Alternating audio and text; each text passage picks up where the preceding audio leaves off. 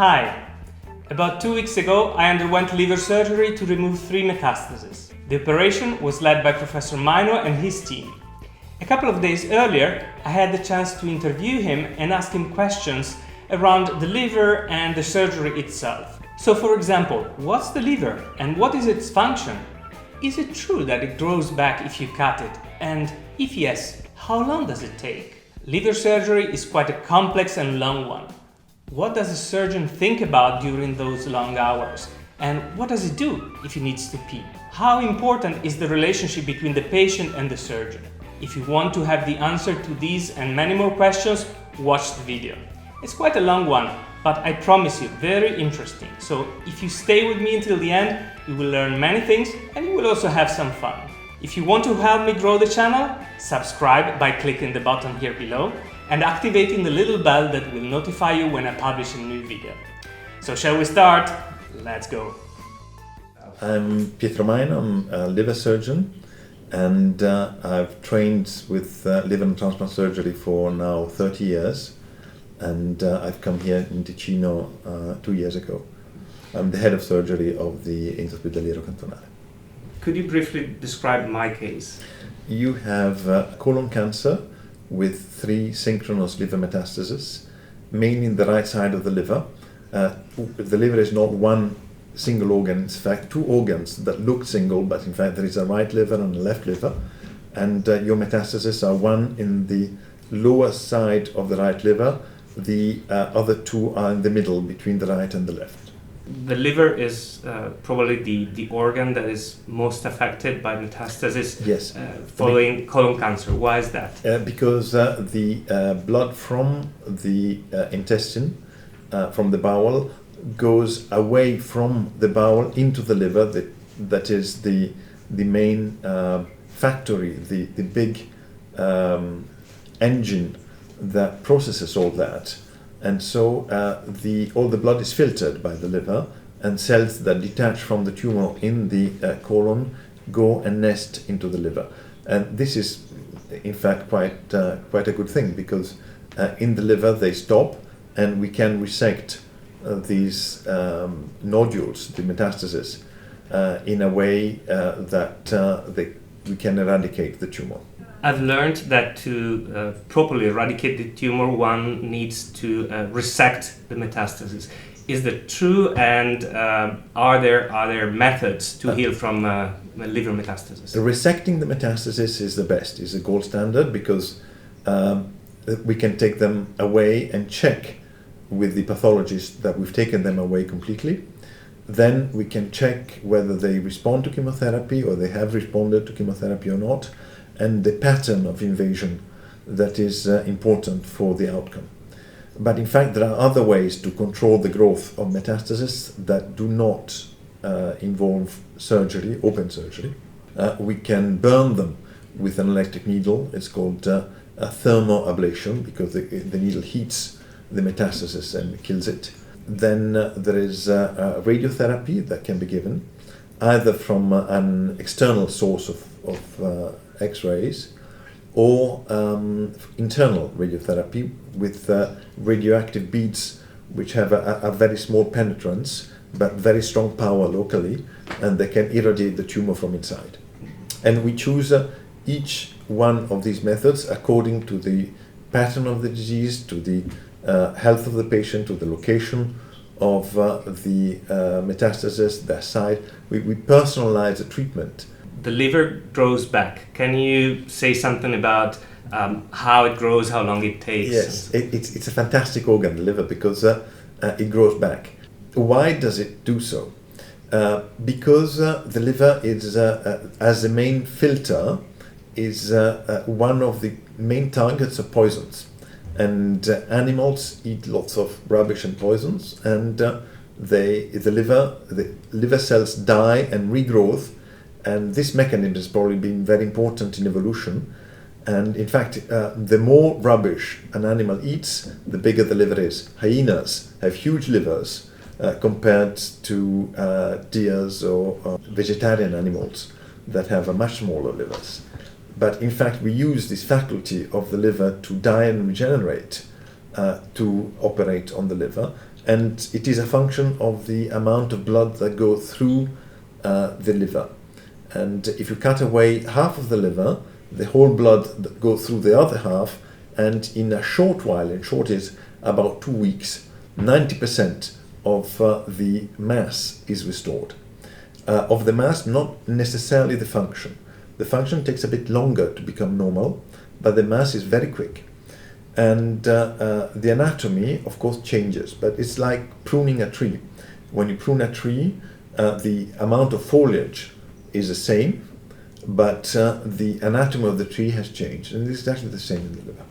How much can you resect, and how much will you resect in my case? You can resect safely about 70% of the liver, but of course it varies according to the age of the patient, to the health, to the whether the liver has been suffering from chemotherapy. So between 25 and 40% of remaining liver has to stay in place to guarantee the function and the possibility of regeneration. If you take too much away, the part of the liver that regenerates does not function, and so it's a risky time. We can overcome this limitation by preparing the liver to, or the part of the liver that will remain in place, to prepare it to be left alone. And so we make the liver grow before the operation, which is very interesting. We occlude the vessels that go to the liver that we will take away, so that that part will shrink and the other part will grow, and we go in at the moment of the operation, taking away the liver that has already shrunk. Can you reoperate in case of recurrent? It's frequent that we reoperate on the liver because in about 50% of the patients we have to go back again. And this is something we warn the patients about, that is not a disaster, that we need to go back because it's something we can do provided we leave enough liver in place to allow for more surgery. And this is something that we have to plan at the moment of the first operation, not to take too much of the liver away. We call it radical conservative hepatectomies. They are radical because we take all the metastasis away, but they are conservative because we don't take too much healthy liver, so that there is enough for you or for anybody else to be operated in case the disease comes back. You will operate first the liver and then I will get a colon surgery. Why is that? Because we found that is in fact better to do so. The most important thing when you discover a patient who has at the same time metastasis in the liver and the colon, it's a systemic disease, it's a generalized disease already, and the most important thing is to give chemotherapy. Once chemotherapy has brought the disease under control, whether you operate on the liver or the colon depends on whichever is more dangerous.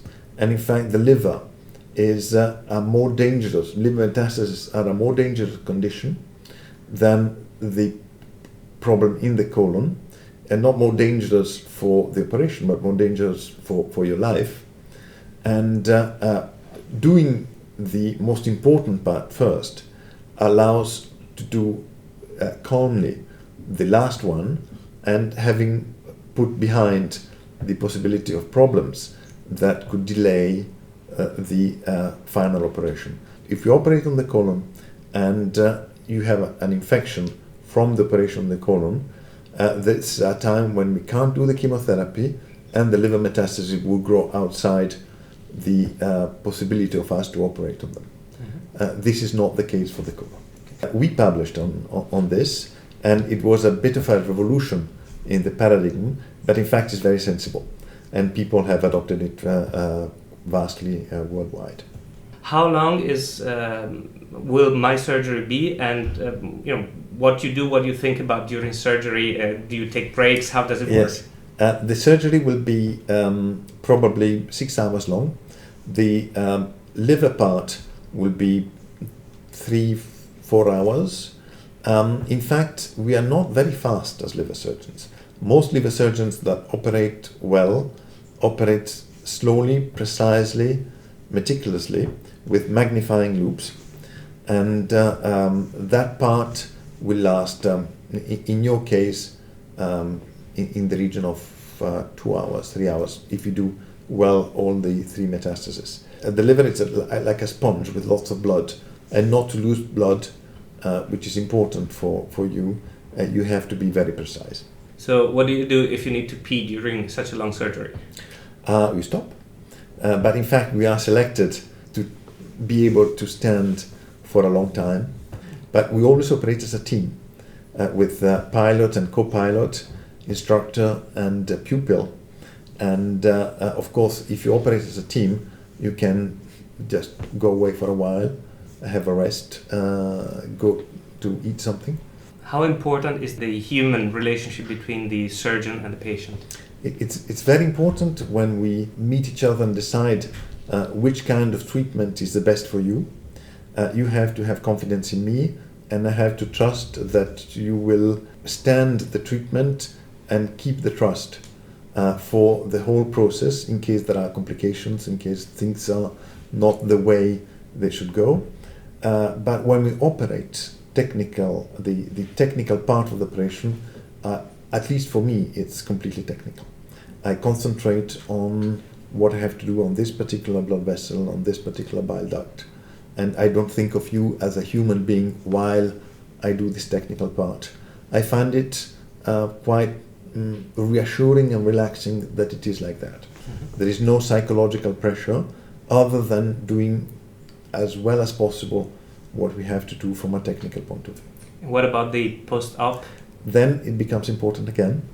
And of course, the relationship, the trust, and the fact that you will stay with me for better or for worse, and vice versa, that will stay with you, is very important. Is there something you'd like to tell somebody who's watching this video and is going to undergo surgery soon? If you have found a surgeon that is trustworthy, and most surgeons are, I think you can delegate your disease and trust him with your disease, and he will take good care of it, and he will accompany you in that with competence, and you can be confident.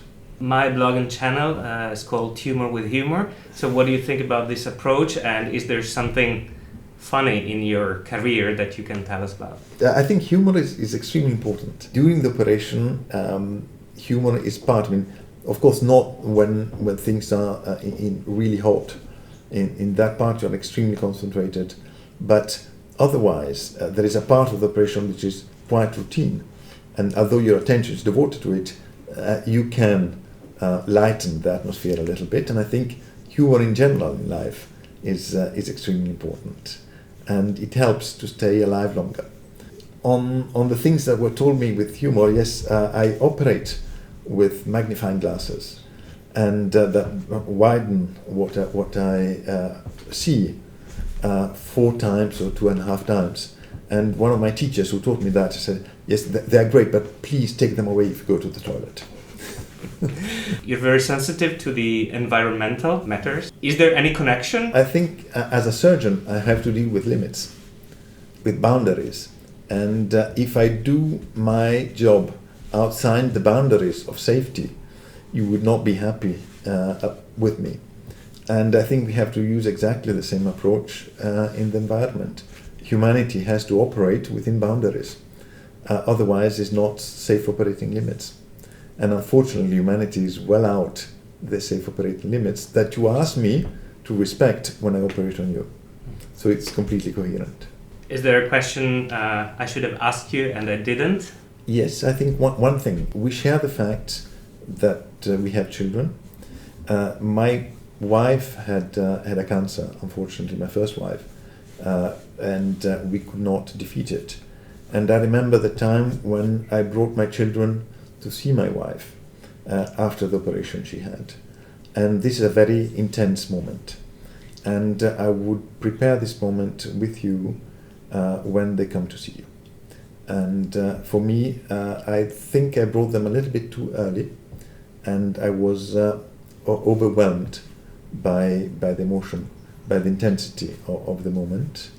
And I wish somebody had told me about that, or that I had done it after having asked the surgeon who operated my wife what he thought about it. So we will prepare your it's very important that your children come to see you at the hospital, but we will prepare it. Thank you for watching the video till the end, and thanks to Professor Majno for his empathy. For a patient, it's very important to find a surgeon who listens to you, who understands you, who takes the time to explain you things. And I've definitely found this person in Professor Majno, so thanks again. If you have not done it at the beginning, now it's the time to subscribe to the channel.